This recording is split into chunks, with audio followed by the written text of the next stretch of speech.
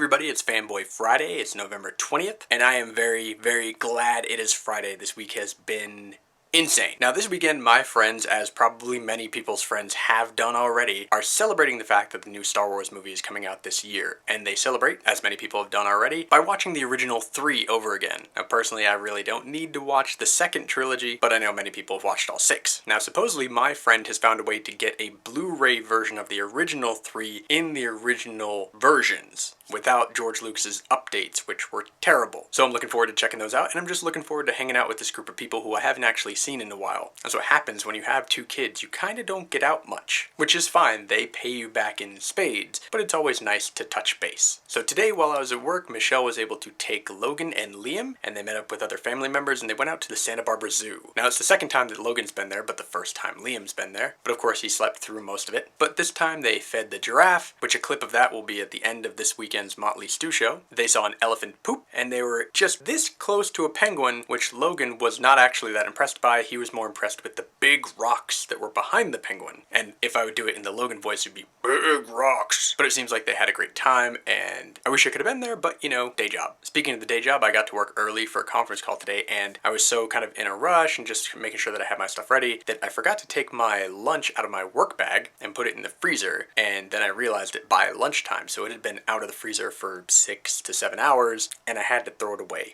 It had defrosted just enough to be kind of, questionable in whether or not it was safe to eat. I'm really gonna miss that package of chicken tikka masala that I had.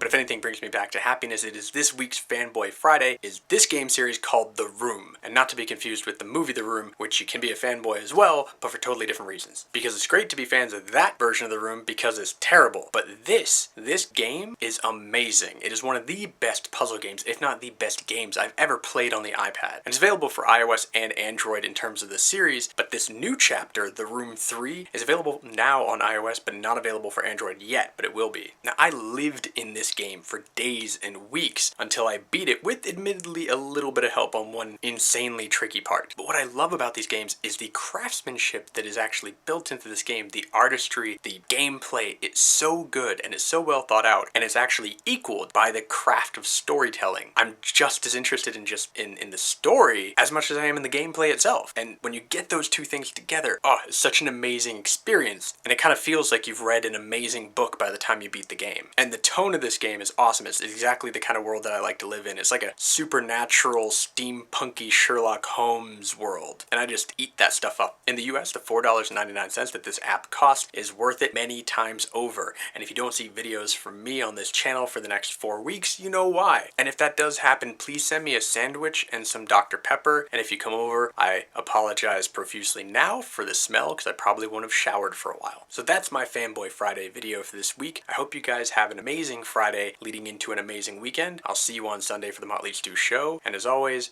be good to each other.